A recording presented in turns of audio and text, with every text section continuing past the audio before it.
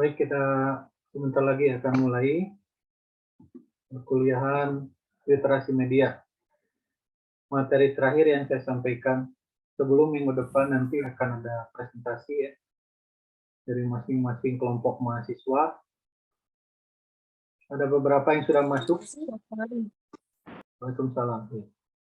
Ada Dika, kemudian Anggi, Olia, Mira, Raya, dan lain-lainnya.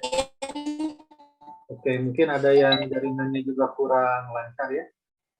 Tapi nanti ya link untuk pertemuannya akan saya share supaya bisa disimak kembali karena memang kadang-kadang kendala online adalah jaringan.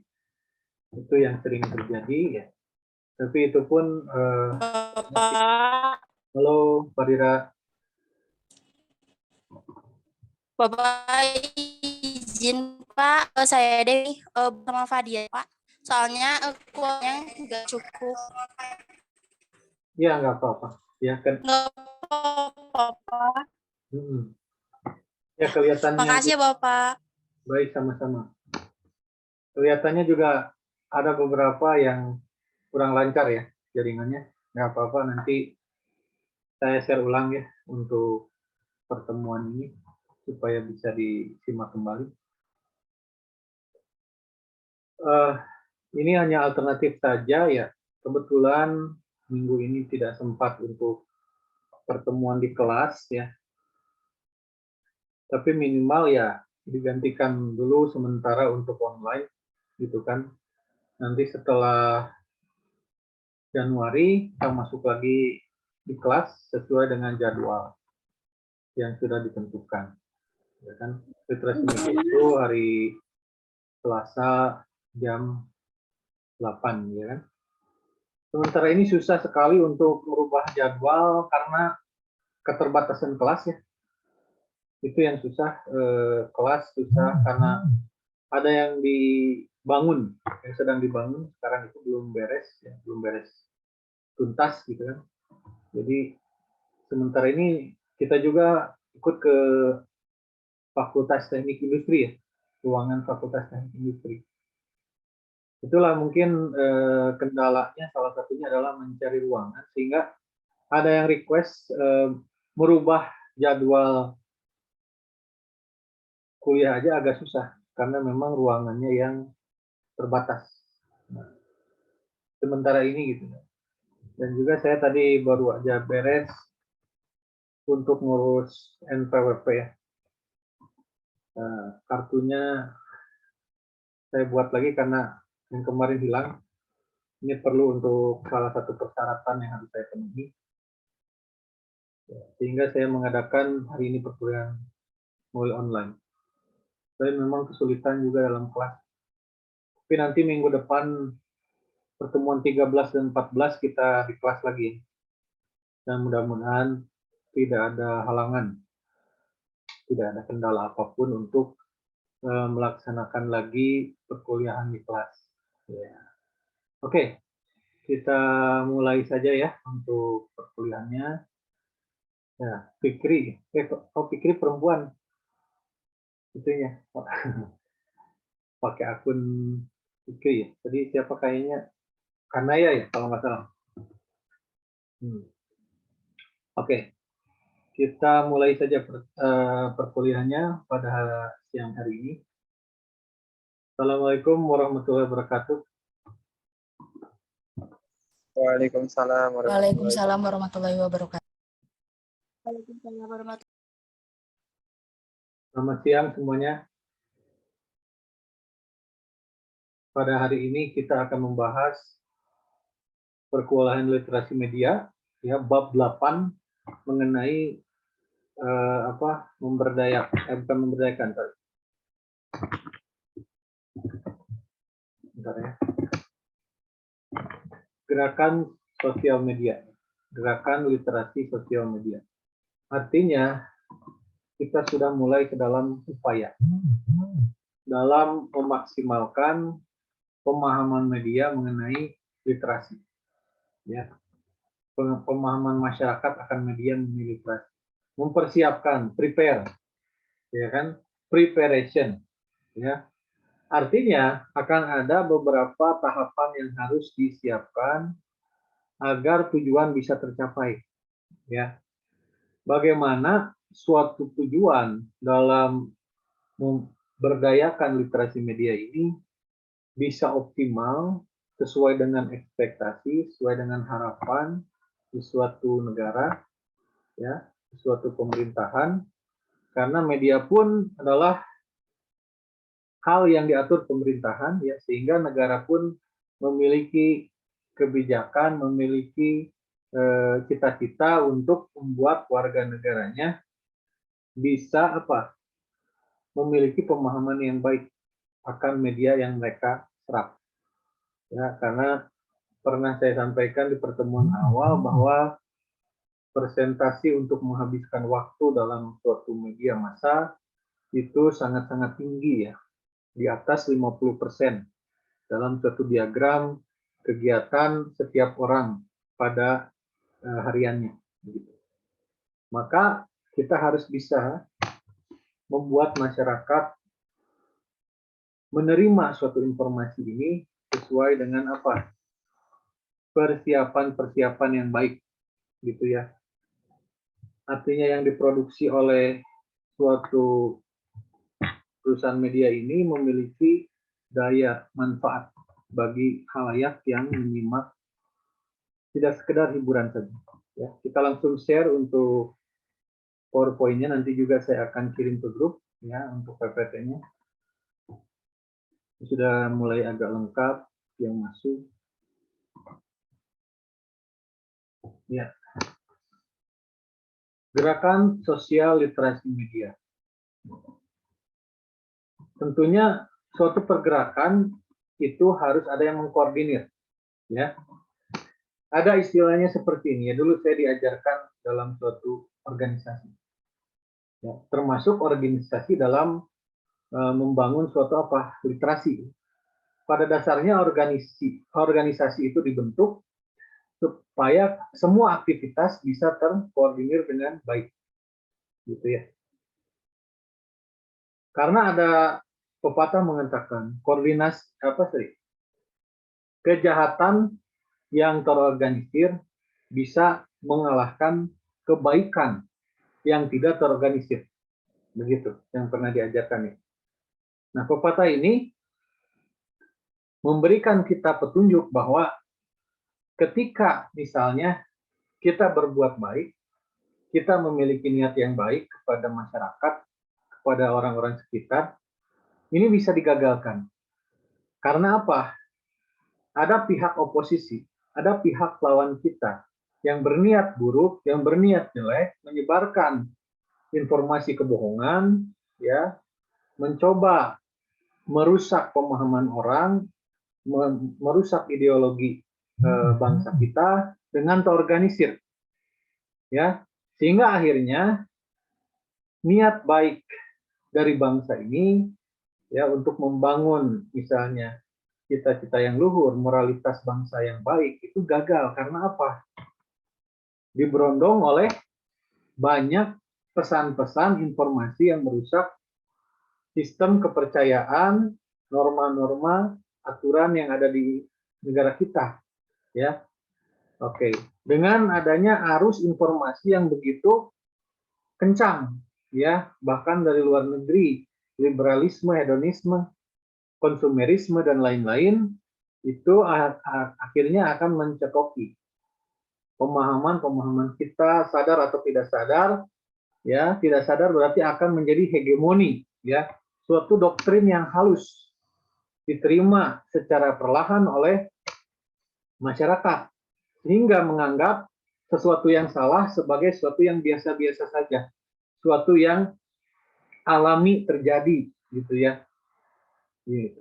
Jadi inilah yang perlu kita camkan. Sekali lagi, kejahatan terorganisir bisa mengalahkan kebaikan yang tidak terorganisir. Maka kita coba rencanakan pergerakan sosial yang positif. Di sini ada kutipan bahasa Inggris sedikit, ya, dari sumber bukunya. Ideas shall reach the public. Tujuannya apa?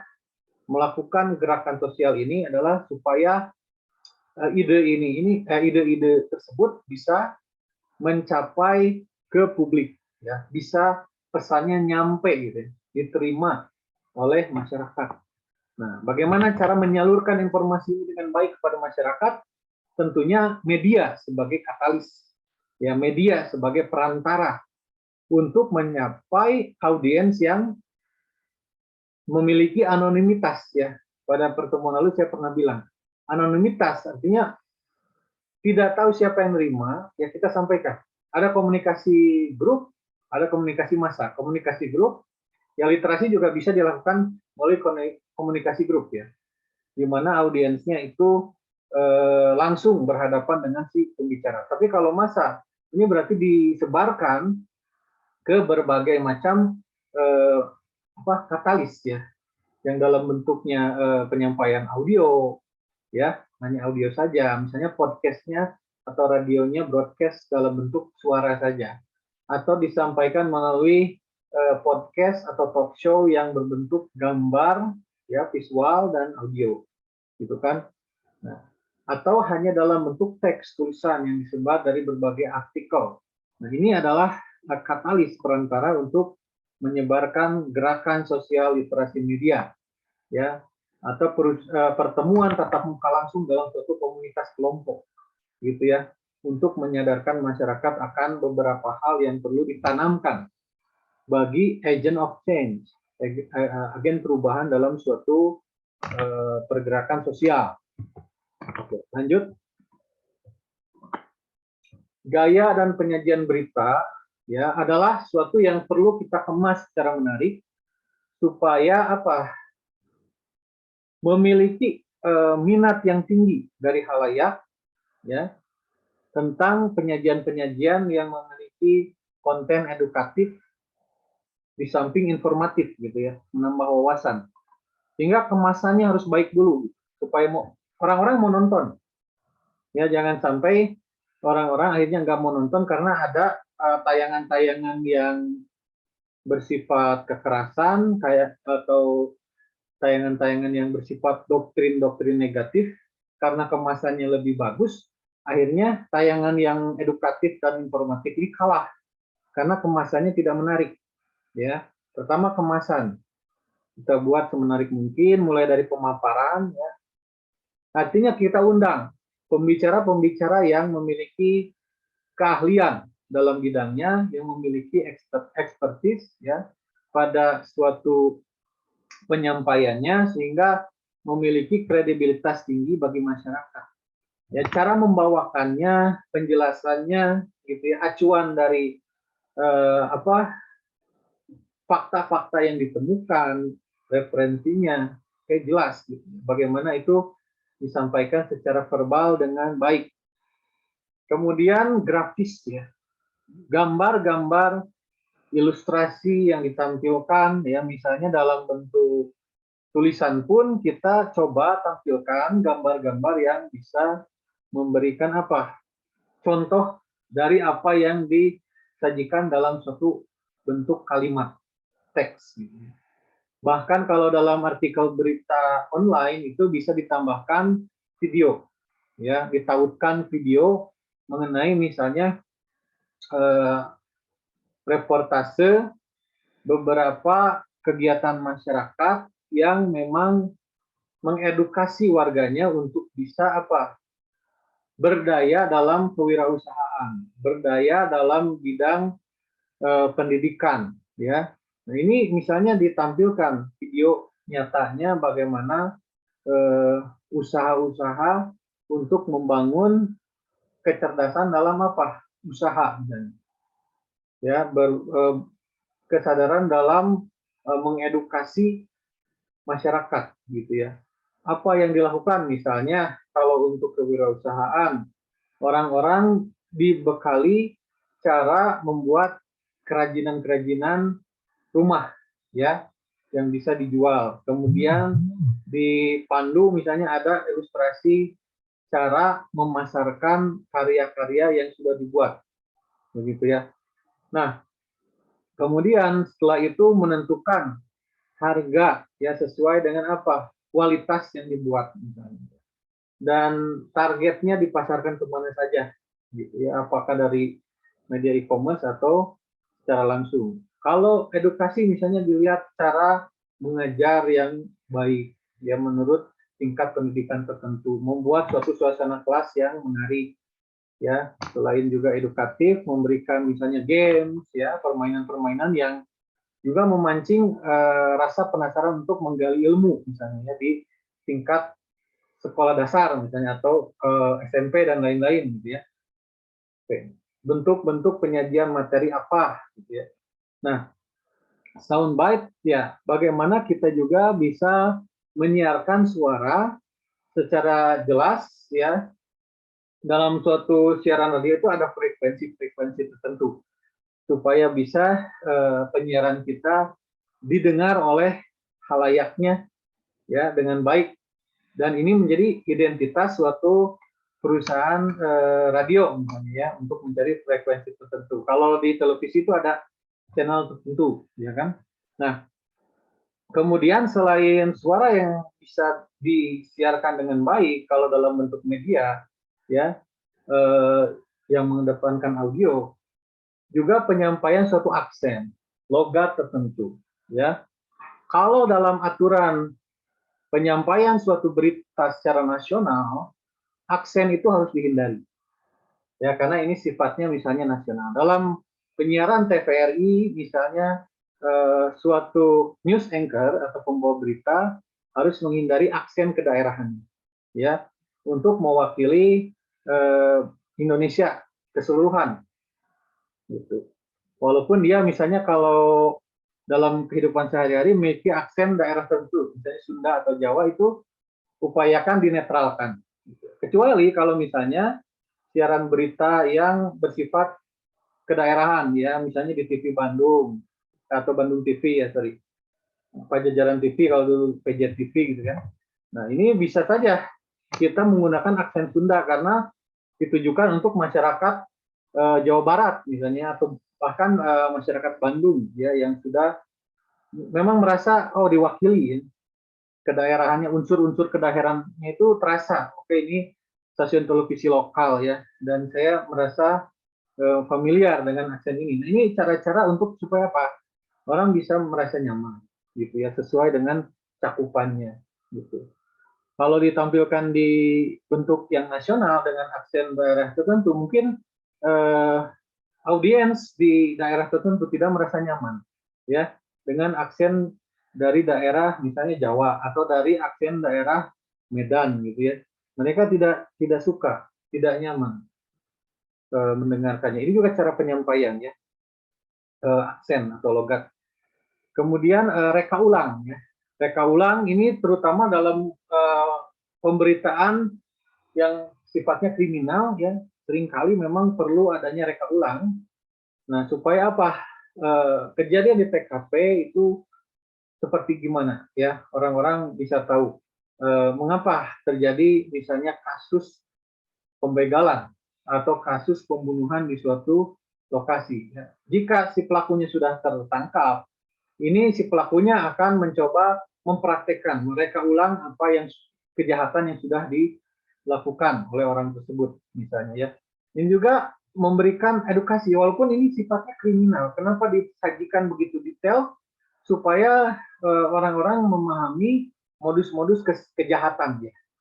Dan orang-orang semakin waspada ketika ada orang-orang yang berniat jahat untuk melukai seseorang, untuk merampok seseorang, ya kan? Nah, mereka udah tahu gitu ya, bagaimana cara-cara modus untuk modus operandi untuk mendapatkan korban gitu ya dari tindakan kriminal itu. Misalnya dari chat sosial media dulu, kemudian terjadi pertemuan, terjadi penculikan dan lain-lain, itu juga sesuatu pelajaran dari modus operandi ya, reka ulang gitu ya, dalam suatu reportase kriminalitas, termasuk misalnya bisnis-bisnis ilegal ya, penggunaan formalin dalam masakan gitu kan, ini juga dipaparkan dalam suatu reportase ya, supaya apa, orang-orang yang curang itu tidak melakukan hal ini lagi. Terus orang-orang tahu yang seperti apa sih ciri-ciri misalnya makanan, misalnya bakso ya, yang diberi boraks gitu ya, atau mie yang diberi formalin itu, misalnya ciri-cirinya tidak dikerbun lalat ya. Kemudian kenyal, elastisnya boraks itu berbeda misalnya dibanding dengan makanan yang elastisnya alami ya. Terus kalau mie yang pakai formalin itu juga misalnya bisa bertahan lama tanpa disimpan di kulkas ya. Kemudian agak ada lihat apa sih maksudnya kenyalnya juga berbeda ya misalnya. Nah ini kan bahaya, itu bahan untuk mayit ya. Formalin itu mengawetkan mayit. Ini dipakai untuk konsumsi makanan misalnya, itu bahaya. Kemudian boraks itu bahan peledak ya. Berarti kalau dipakai makan itu bisa mempengaruhi kesehatan seseorang kan ya. Oke. Pendapat halayak. Juga kita mengizinkan suatu komentar, tanggapan dari halayak. Ini nuansa edukatif. Makanya dalam suatu pembelajaran, suatu audiens itu didorong untuk kritis, ya, didorong untuk mau berbicara, mau berkomentar, apalagi di era keterbukaan reformasi saat ini. Ya, kalau dalam bentuk seminar penyajian suatu pendidikan literasi itu layaknya memberikan kesempatan bagi semua audiens untuk berpendapat, berpandangan, bahkan bertanya mengenai apa yang sudah disampaikan.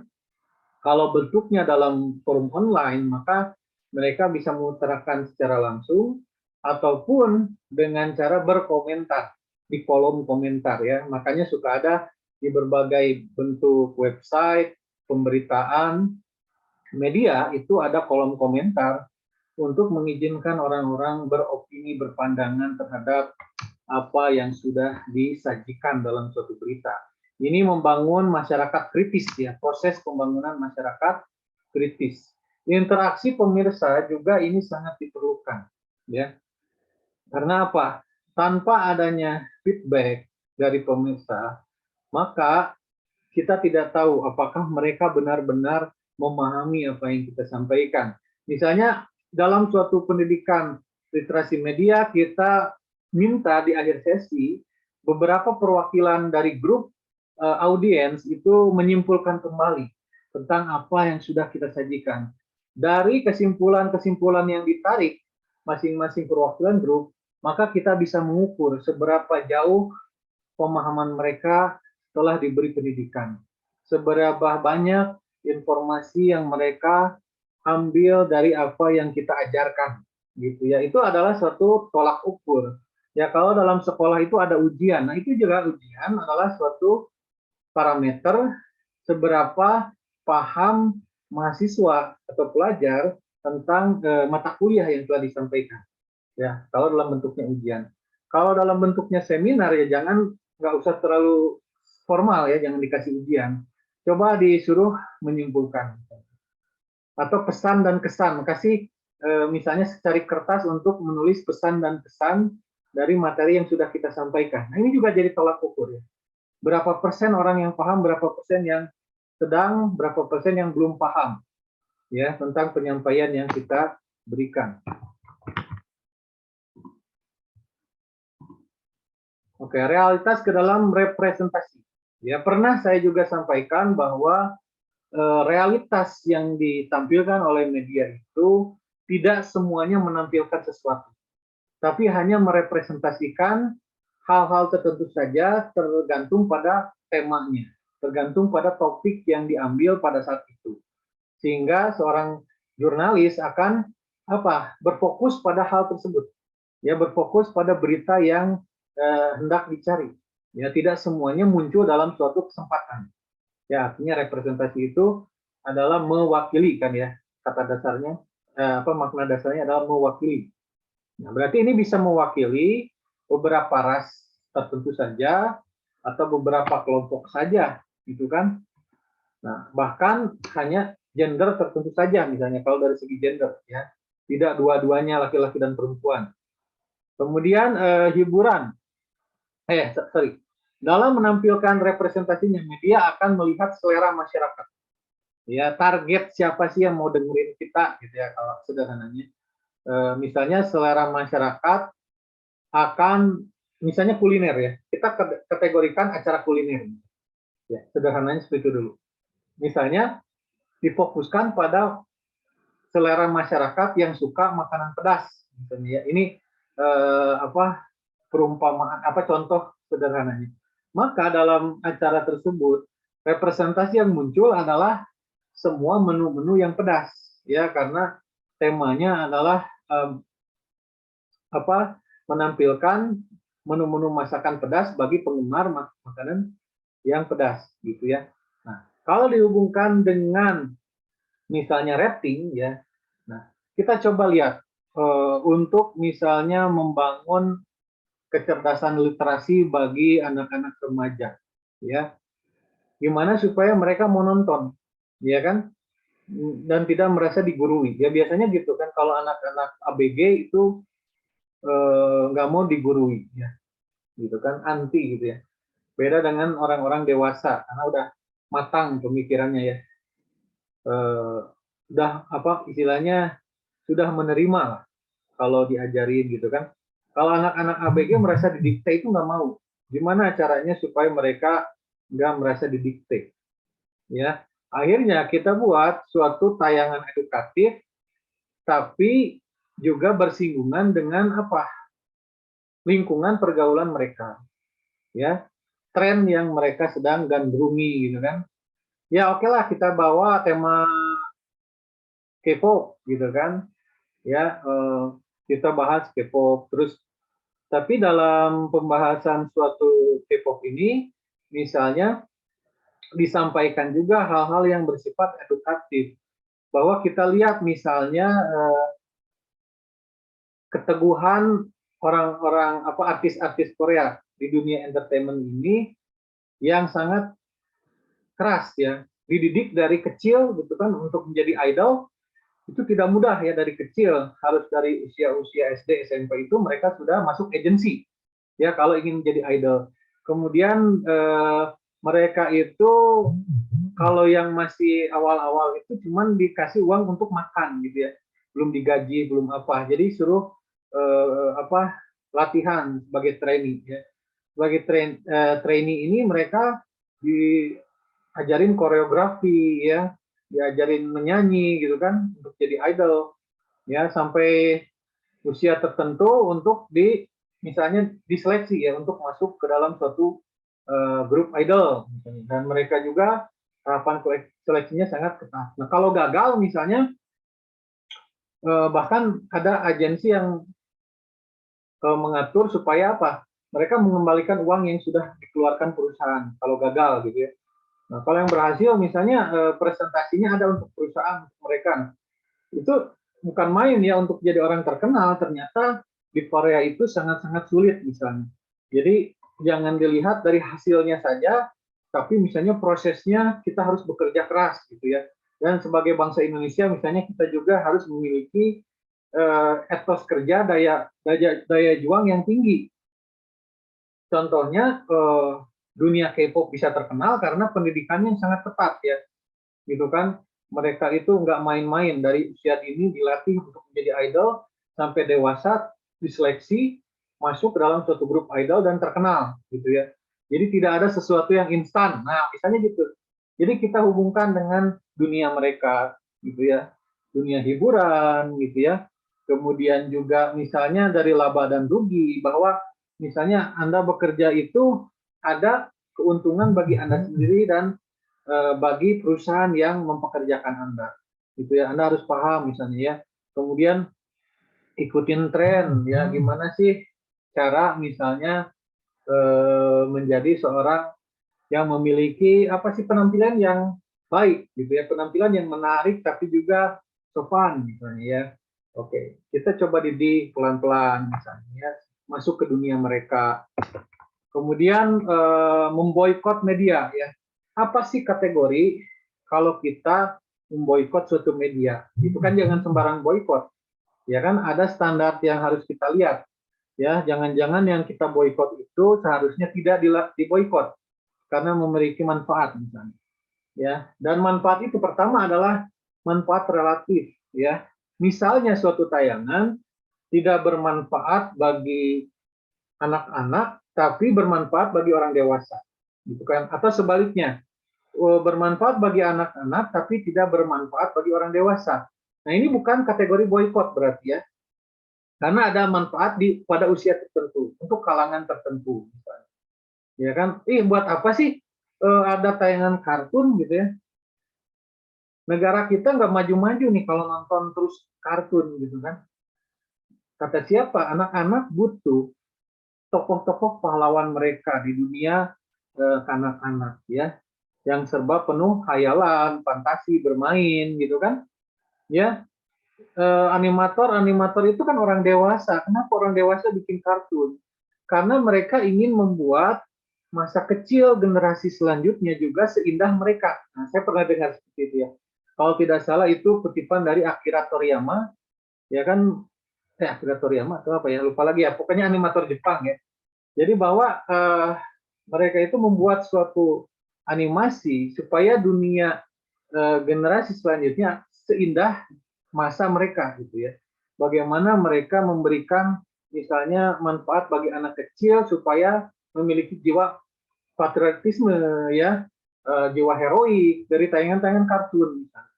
Kemudian yang kedua, kesesuaian dan kebutuhan kondisi sosial gitu ya. Jadi kondisi sosial suatu masyarakat itu memiliki apa? Demand ya, permintaan-permintaan untuk pemenuhan apa? Rohani mereka ya. Tidak hanya misalnya melatih seseorang menjadi seorang yang kuat dari segi fisik gitu ya, tapi perlu kuat tegar dari segi mentalitas. Ya, bagaimana pendidikan itu nyampe ya dari media atau tayangan yang disampaikan. Oke, sehingga memiliki mental kompetitif yang positif, etos kerja yang tinggi misalnya ya. Yang ketiga, kompleksitas. Kompleksitas dari sesuatu tayangan media massa ini mengarah ke apa? Gitu ya, mengarah ke perkembangan apa? Gitu. Kalau misalnya ini mengarah ke perkembangan yang membuat degenerasi moral, maka suatu tayang ini bisa diboikot. Ya. Nah, misalnya beberapa tayangan yang terlihat menarik ya, dan juga misalnya memberikan apa rasa ketertarikan yang tinggi atau rasa penasaran yang tinggi karena dikemas sangat kompleks dan menarik ya, tidak mudah ditebak, tidak ceritanya misalnya informasinya sangat-sangat memberikan apa unsur-unsur edukatif tapi semu gitu ya. Unsur-unsur edukatif yang semu itu apa? Jadi misalnya kembali lagi ngajarin orang untuk apa?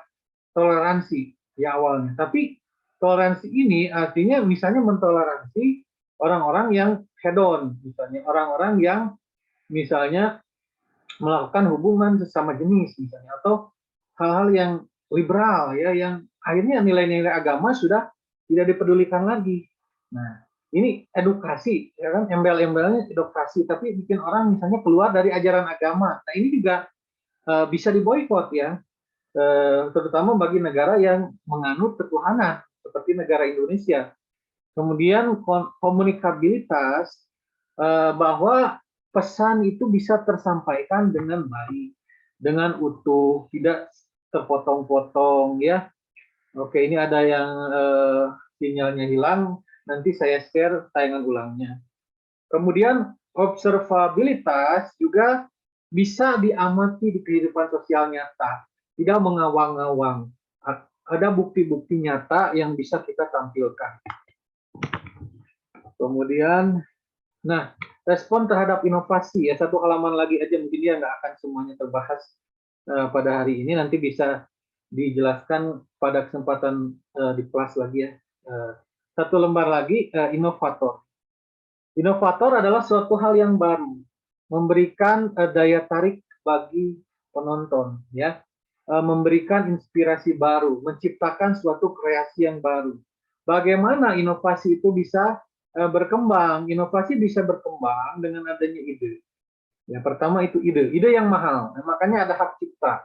Itu kalau misalnya mau diambil orang harus bayar ya misalnya sekian rupiah untuk menghargai orang yang menemukan ide tersebut, ya. Kemudian proses pengembangan dari ide tersebut ke dalam satu kreativitas sehingga menginspirasi, memberikan visi dan pertumbuhan bagi kehidupan masyarakat.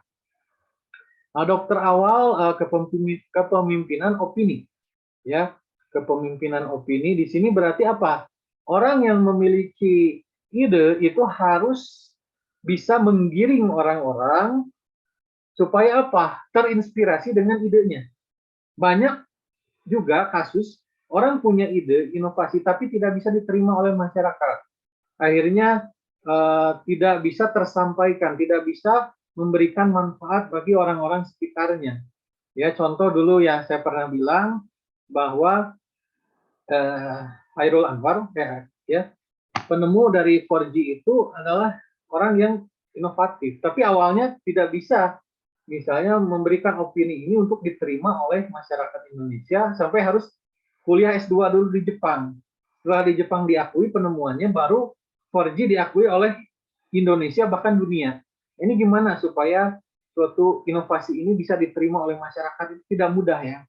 Kemudian mayoritas awal berkeinginan mengadopsi. Misalnya dari 4G itu orang-orang akhirnya sudah tahu manfaat dari 4G untuk dunia komunikasi, ya, untuk mendapatkan suatu sinyal dalam internet, ya, menyebarkan informasi melalui internet dengan lebih baik dan efektif.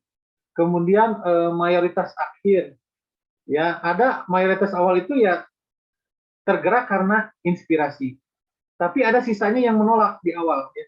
Di awal perkembangan suatu inovasi itu, nggak mau gitu ya. Nggak mau, misalnya penggunaan Android itu dari berbagai macam perusahaan udah nerima. Tapi Nokia awalnya nggak mau. Ya. Tapi akibat tekanan sosial bahwa produk Android ini misalnya produk yang paling dipakai oleh pengguna, user, konsumen. Akhirnya Nokia mengalah, mengikuti perkembangan zaman misalnya. Nah, ini karena tekanan tersebut, Nokia menggunakan sistem Android juga, ya kan, untuk mengizinkan orang mengakses internet, membuka media melalui suatu gadget dalam genggaman mereka misalnya. Itu contoh misalnya sederhananya dari suatu produk ya. Ya, produk juga ya ini yang menjadikan katalis ya, perantara untuk menyebarkan suatu informasi media kan ya, termasuk gadget juga kan. Itu adalah hal yang kita gunakan untuk menyebarkan informasi. Oke, kita sampai halaman 5 dulu saja ya pada hari ini. Nanti mungkin sisanya kita bisa langsung diskusikan di kelas sambil menyimak presentasi dari semua mahasiswa ya. Oke, sekian dulu. Nanti saya share link untuk replay karena ada yang gangguan sinyal. Sekian, terima kasih.